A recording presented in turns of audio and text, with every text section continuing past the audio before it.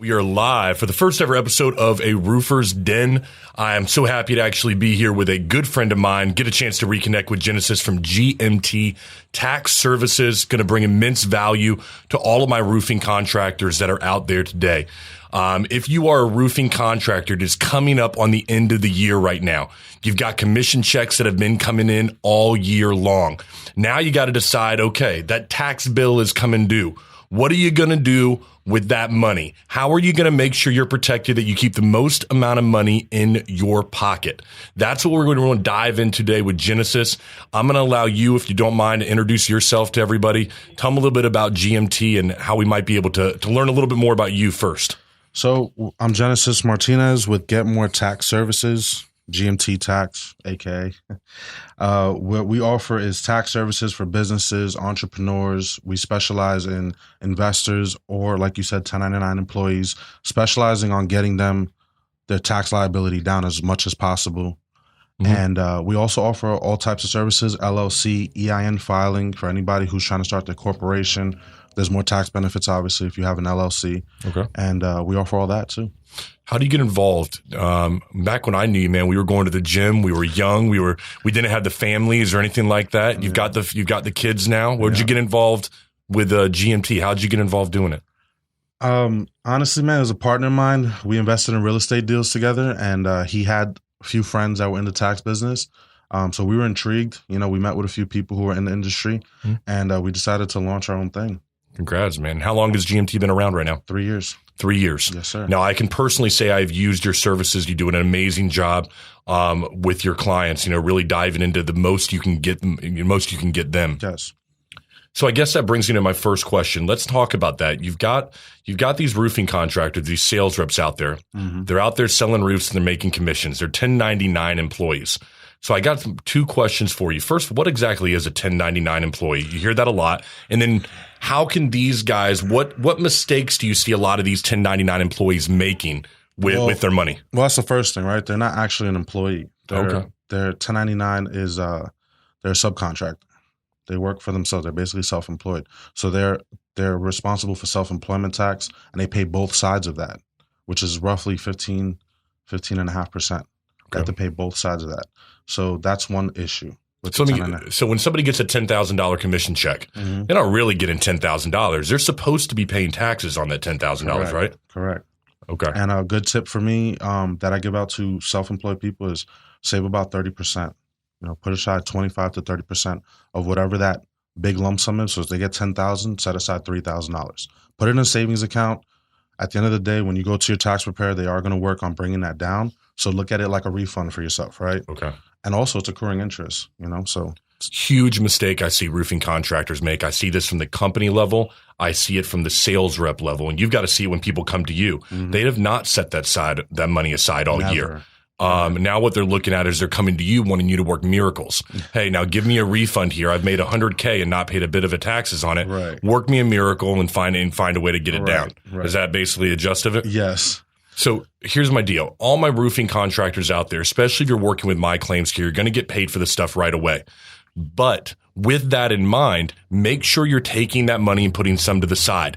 Make sure that you're saying, okay, I'm going to put this at least 15% to the side. So I'm not going to get screwed over at the end, and I'm not coming to Genesis and his team in January going, hey, I got to figure this thing out. Right. Yeah. Right. I've got to assume that happens. So if they're experienced in getting their profit loss statement or their Schedule C together and they know roughly where their write-offs are going to be, it's okay to save 30% of that amount. But I would say someone who's new to it, save 30% of everything. Yep. 25 to 30%. What is it? So let's talk about write-offs then. I mean, you've got guys out there who are going to be writing things off. What exactly first, for somebody who's brand new, what is a write-off? What should they know about it if they're a sales rep out there? So as an independent contractor, you're considered self-employed. So anything that you accrued during business, whether it's your cell phone, whether it's uniforms, mileage is a huge one. These guys. Tolls are included. Yeah, you can add tolls. So there's two types of mileage or vehicle depreciation deduction, right? You can do actual costs or you can do standard deduction. Okay. Right now for 2020, the IRS is doing 57.5 cents. So if you drove 10,000 miles for a business, that's a $5,750 write-off. Now, the actual cost let's just say you had a big expense. You have a truck with a diesel engine and you spent $10,000. That's actual cost. As long as you have that receipt, we can actually write off that $10,000 versus the standard deduction. Interesting. Yes. Now, when you say write-off, though, I think a lot of people have the wrong idea about what a write-off is. It means like, I don't have to pay $5,700. You see what I mean? They think, I'm just writing it all off. Oh, it's a deduction. It's a deduction. So if you made $100,000, and let's just say we went actual cost, you replace that engine $10,000. Now you're taxable on $90,000. Right.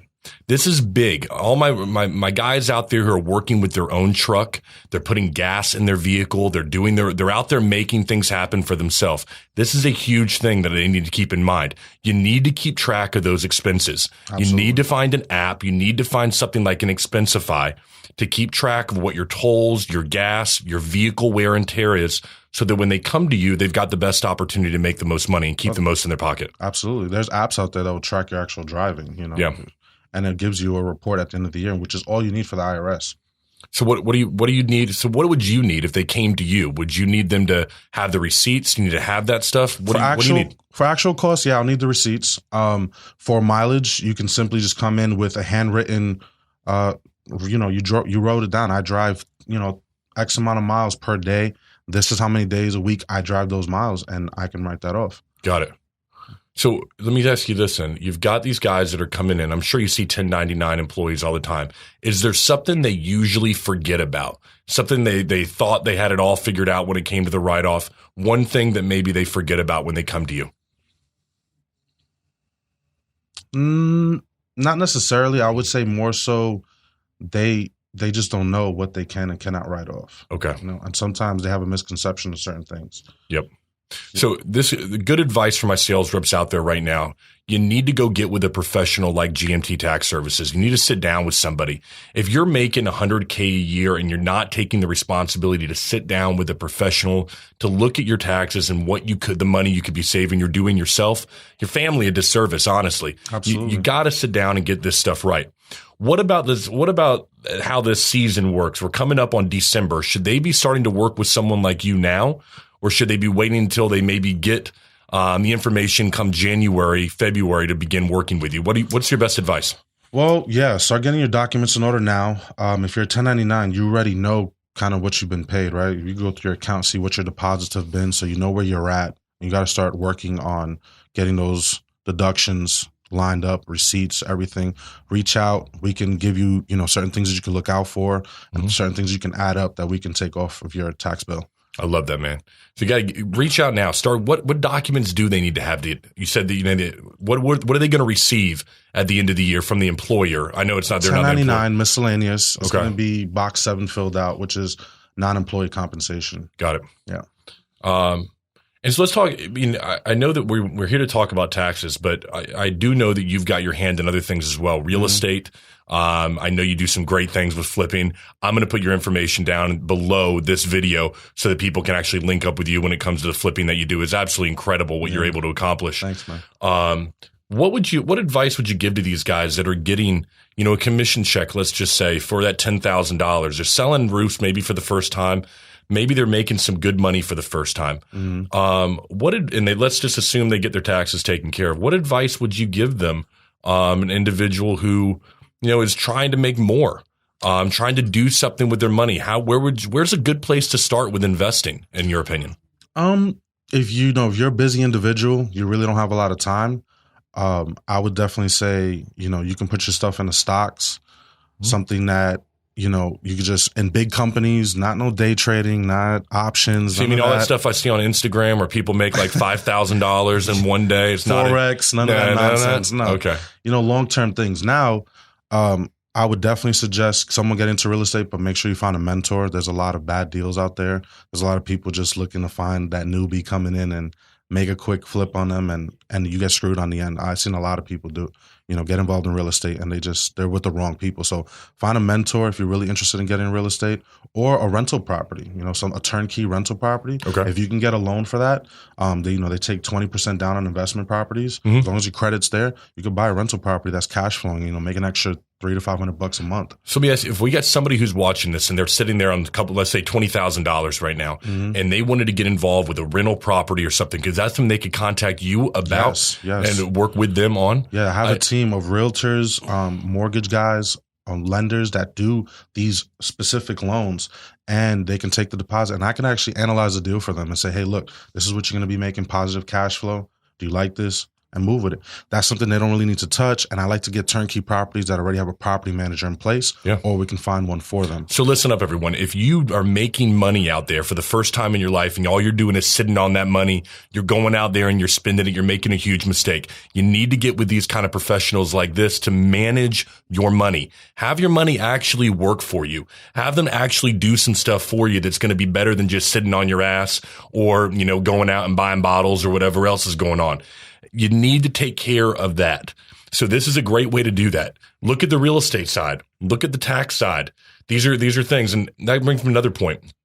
You do offer classes when it comes to this tax services, I believe, is right? Correct. So if somebody wants to become a professional in taxes, they can do that through you? Yes. Okay. Yes. And you've got a class coming up, I believe. Yeah, December 4th and 5th. We're doing a whole weekend workshop. We also do Zoom classes all the time for people who don't want to come in, because of COVID and everything. Sure. So we got classes going on all month. And we're bringing on people. We also have software. So if you have a tax business, or if you want to start your own, we have one of the top-notch softwares out there. I love it, man. Completely mobile. You can work from anywhere that there's an internet connection. So okay. Now, let's talk about one thing that I know is dear to the people out there. A lot of my guys who are going to be watching this are sales reps, okay? And they're selling roofs. You've been in sales your whole life, whether it be with real estate, whether it be taxes, whether it be being an entrepreneur like you have been and knocking it out of the park. A lot of these guys are doing door-to-door sales. They're out there, having to do that kind of the old vacuum cleaner sales pitch. They walk to the door, someone answers it, and they begin a pitch on, how do we get this roof on? From somebody not in the industry, somebody who's, you're not putting on roofs every day, but you are in selling yourself and selling your businesses. What advice would you give to a sales rep out there? Somebody who's going to knock on a door, a cold call. You're sitting in front of somebody. It's a tough gig, man. It is. You're gonna, I always say that you're gonna hear no a lot. Get used to rejection. Yeah. It's not a reflection of who you are as a person.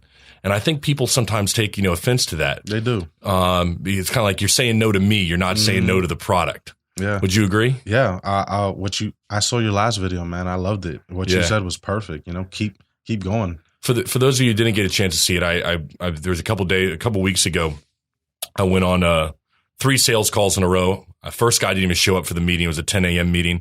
And then the next 2 just said no and no. Yeah. And then, you go in and you close the next one. I think that is something that not a lot of people want to take. They don't want to take account of the no's. Everyone wants to do a highlight reel on Instagram or Facebook or some other social media showing all their yeses and their big wins. But the no's count as well. Yeah. You can learn a lot from the no's. 100%. So you've sold your companies. You've been an entrepreneur. You've heard no. But what advice would you give to somebody stepping in front of an individual to sell them on a roof, man? You're knocking on doors, you're making a cold call. What advice would you give to them? Man, take that no and keep pushing, like you said, it's a numbers game. That's how I look at it, For every 10 no's, you're going to get a yes. You guys got to looking at your numbers like that. Okay. And, learn from every no, whatever. If you can, before you leave that call, that talk, hey, what can I do differently? Or what was, what made you not move forward with me? Try to get some type of feedback. That's a good point. I like that. Get feedback while you're there. Yeah. If somebody really says no, if you want to learn, you want to get better, then be self-aware enough and confident enough in yourself to say, okay, let me figure out what the hell went wrong here. Right. Where exactly did I go wrong? Yeah. And I think that it's not really a wrong, right? Yeah, that's a good point. Yeah, you're learning. You're learning. Yeah. It's not, you don't like lose, you win or you learn. That's why I'm saying get the feedback so at least you learn more, Absolutely. I think that one big mistake I see people make is they take that first excuse and they think that's the real reason. Yeah. You got to really dive into what was the real reason we didn't get this sale. Absolutely. Was it the fact that the person really didn't have the money, they didn't have the need, or was it something else that was preventing them? Right. Was it my product? Was it something having to do with, they couldn't afford it and they didn't feel comfortable enough telling me the reason why? Right. And I think that that's a mistake that a lot of people make is they take that first no and they go, okay, well, they said no, I'm done. They don't want to dive deeper. Yeah. If you're a sales rep out there and you're the first time someone says no to you, you go, all right, well, that's it. You're not going to get very far. No, absolutely not. I mean, you've been told, your businesses that you've built, I'm sure not everybody along the way said this is a great idea. No. Correct? No, absolutely not. No. Which leads me to one thing I will say about you that I've been proud to see you from a distance as a friend. You've surrounded yourself with good people. Seems. You have to. Good family, good people, good friends who support what you're doing. Mm-hmm. Do you believe that that's important, or can somebody get by just with, still hanging out with, some shitty people? Let's put it that way. No, absolutely. It's 100% necessary. Surround yourself with people who are going to motivate you, people who support you. And also, you can't be the smartest person in the room. Mm-hmm. You got to level up. You have to, and not everybody's going to come along for the ride, man. That's one thing I learned. It sucks, because you want to bring all your friends, you want everybody to be successful around you, but they just don't have the right mindset. So you need to surround yourself with people with your mindset that want the success just as bad as you do. Mm-hmm. Partnering up with my partner in the tax business, it changed my whole mindset, man. Because I saw someone with the same drive. Sometimes I thought something was wrong with me, because I would call my old partners and say, hey man, let's have a meeting or something like that. Oh, it's after hours or it's the weekend, and my other partner, we're like, it's all day thing. Like we'll call each other at midnight and talk for an hour about ideas and different things that we're doing. And while I'm improving the business, he's also doing something. Like for instance, last night I was updating one of our slideshows for our tax training, and he was doing the same thing. All right. He sent me one. I sent it. I was like, all right, we're cool. We're both just tag teaming it and bringing it up. So you got to surround yourself with the right people, man, the right mindset. Like I said, I literally thought something, I was like, maybe I'm just too obsessed with this. Yeah. But you need to be. You got to have a support system. Yeah, 100%. And because it's not always going to be good. Right. And for my sales reps out there, you're going to hear no. You're going to be put down. You're going to be looked at sometimes like, hey, you're the bad guy because you're a door-to-door sales guy. Yeah. That's tough, man. That's a tough gig. Mm-hmm. So if you don't have a good group of people around you, people that support what you're doing, good managers, good home life, good friends who are going to say, hey, man, I support where you're at. Yeah. I know you had a shitty day, but tomorrow's going to be better. You're going to go out there and you're going to work hard. Right. Not somebody who's going to let you make excuses. Not someone who's going to say, hey, okay, man, it was, it's not your fault. Sometimes it is your fault. Sometimes, you didn't do what was necessary. Got to take self-accountability, man. That's another huge thing. Yeah. You got to look yourself in the mirror and say, man, what I could do different, That's a tough road to go down right there. Yeah. I don't think it's any, I don't make any qualms about it. I've struggled, whether it be with alcohol or drugs in my life. And I think that it's important for people to know that, you're not alone in those struggles. Absolutely. That, hey, if you're going through that out there and you're hearing no and you're putting yourself down, there's other people that have been through that. And I think you alluded to it earlier. I think that's why it's just so important that you get with people like a mentor, somebody that you can at least call and say, hey, man, this is what's going on right now in my life. Yeah. This is what I'm really experiencing on a deep level. How am I going to get through this? What advice would you give to me? That's so important when you got somebody you can actually turn to for that kind of stuff. Yeah, you need somebody, like you said, that's like-minded so they understand. They've been through that as well, Yeah. And you could be that person for them as well later on. Great. So I think that let's just kind of turn the table to the business owner on the roofer on the roofer side. Mm-hmm. We're talking about the sales rep, but those business owners right now, they are probably thinking it's coming up on the end of the year. Taxes are going to be a big deal again. Mm-hmm. You're not only working with sales reps, you do work with the business owners as well, correct? Correct. These are these guys who they've got 5 or 6 sales reps underneath them right now.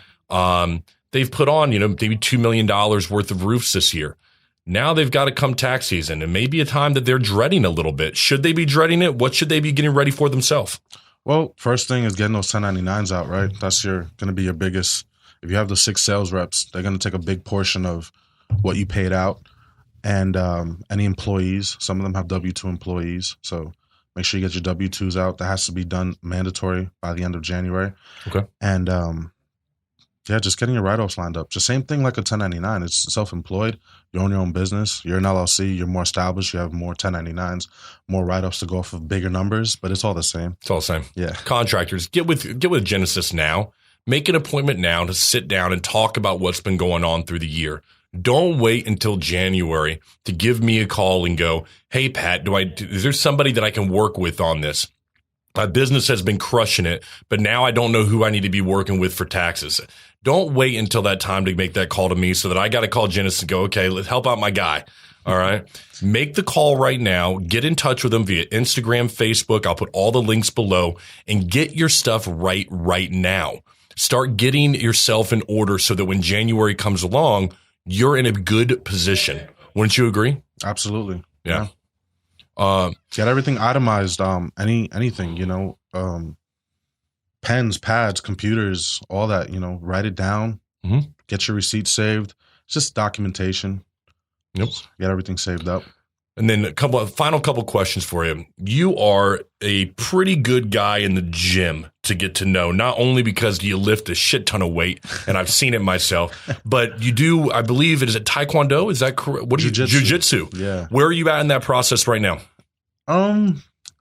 This year's been rough. It's been rough. Tell me. Yeah, because, like I said, it's my third year in tax season, right? So during tax season, it's really hard to get out there. Sometimes I'm doing 12-hour days, so I don't get out to the gym. And then this year, then you had COVID.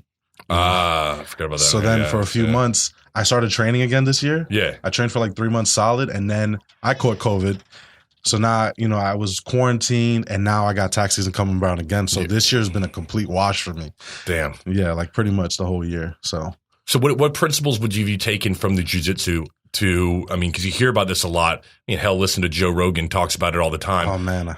But what principles do you think you've taken from the mat to business that has been the most helpful to you? Determination, grit, keep pushing. Mm-hmm. You're going to have bad days, like we discussed. Yeah. Like those bad days where you get the bunch of no's. I'll get on the mat and I'll get submitted a bunch of times, and you kind of get down on yourself. You're like, man, what do I got to do different, But then the next day you have a great day, and mentally, man, it just makes you stronger. It makes you think a lot. I've had some of my best brainstorming sessions after jiu-jitsu training, so I love it. I say that. If you're not doing something to make yourself physically active, to get your brain working outside of work, you're doing yourself a disservice because you got to do something. The video games, I see a lot of my clients who do a lot of that just because they want to space out. They want to get, and that's cool. I get that. I get the appeal to it. Lord knows I can get involved with it too. I get into it, but you've got to do something to get that brain working outside of whatever the profession is. Yeah. And it also is a physical exercise, and you're also learning self-defense. That's what I love about jiu-jitsu. It's like so many benefits to it, Oh yeah. Health, cardio, mental game. So. And I can say this. We probably got to know each other. It's almost 10 years ago now at a Gold's Gym in the west side of Orlando, which isn't still around anymore. But it was good times. There were great people. It was a good group of people at that time. You know what I mean? Yeah, it was. I always look at it that I kind of wish you knew you were in the good old days when you were in the good old days, if that makes sense. Because there was such a good time. Yeah, right there. It was. Where you got a chance to meet a lot of great people.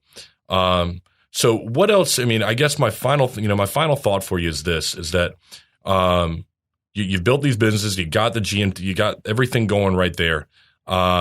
Is there any other advice that you would give to sales reps, to business owners out there right now? Anything that's changed over the last year that they should be aware of when it comes to their taxes? Any big changes they should be aware of and know about? As you know, the standard deduction went up. I don't know. So help me with that. Okay. In 2018, I forget the acronym for it, but the standard deduction went from 6,000 to now we're at 12,200. I believe it's gone up more there. So they're counting inflation. So they're counting that up every year. So they're always changing it. But your standard deduction is a little over $12,200, $24,400 for a married couple, and $18,350 for head of household. Okay.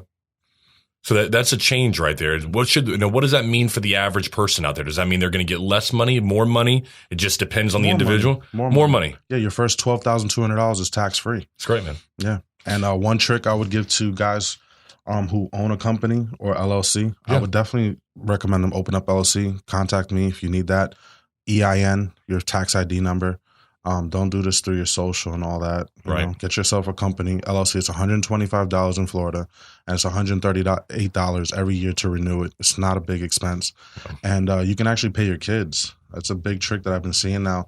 So the IRS changed a few things. Obviously, like I said, the standard deduction went up, right? Okay. So if you have a child, the youngest that they've seen it done that the IRS has accepted is a 7-year-old. Okay. But you can pay your child, say you have a 10-year-old or a 15-year-old, right? And you want them to do things around the house or the office, not around the house, excuse me, around the office, shredding paper, sending emails, sending letters out, whatever you want to call it. You pay them to be your secretary, right? Okay. You can pay them up to $12,000. It's tax-free. If you have 3 kids, that's $36,000. Put those 11 and 10-year-olds to work, man. Yeah. That's great. And the only thing, you don't have to give them a W-2. You don't have to give them a 1099. You don't even have to file a tax return for them. You write it off as an employee expense. It's your child. The only thing you need to do is make sure that money goes into a bank account. That's the only thing. The only discrepancy the IRS wants to see is as long as you have a bank account, that money that you're paying them is going into that account, they're fine. So it's $1,000 a month. That's great. Yeah. 7 years old, huh? That's awesome. That's the youngest they've accepted. But it has to be for, something that justifies what you're paying them, right? Right. So you can't be paying them $25 an hour for washing dishes, or something like that. I mean, it makes sense. Yeah. But I can see why. I mean, if you've got some 10, 11-year-olds, you want to teach them something. You've got a young teenager, you want to teach something in the business, then, you should have some kind of write-off for doing that kind of work, right? Absolutely. And I mean, I understand 7-year-old is an extreme example and stuff, but for the most part, though, when you start getting 11, 12 years old, I mean, there is work to be done. Absolutely. Just because, 17, I think somewhere along the line kind of became that 16, 17, the entering into the workforce because you got the vehicle doesn't mean that there's not a lot that you can do when you're a younger kid. Yeah. I know one contractor I can think of, Lee Haight, who sold his first roof at 13 years old. Oh, wow. And then stayed in the industry ever since. So it can be done. Mm-hmm. You just got to have, you just got to get out there and make it happen. You got to get out there and work. And I know that Lee and his team, he's now built it to $100+ million company. Nice. But that doesn't start by just doing nothing. No. It starts by getting out there and taking action. So I'm happy to see, hey, I can kind of see where I see the appeal to that, to tell you the truth. Yeah. Getting out there and actually making it happen. Well, with that in mind, man, anything else you want to let the guys know about? No, man, I think we pretty much covered it. I have a credit repair company as well. Okay. Anybody looking to get credit repair? We talked about the investment side, right? So you need good credit to get that investment loan approved. So you can contact us as well about What's the name of that credit repair company? GMT Financial Allies. Okay, so it's all within the GMT family. Correct. Okay, so everyone, roofing contractors, sales reps, I will put all of Genesis' information below this video. I'm going to tag him in any of the videos. You'll be able to see him on my Instagram as well. Get all of your tax information. Get your damn credit repaired too. Don't be walking around. It's going to cost you money in the long run. This man can help you out right here. Take care of your money. And I look forward to talking to you guys on the next episode. I really appreciate it. Thank you, Genesis, very much. Thank you, man. All right, thanks, guys.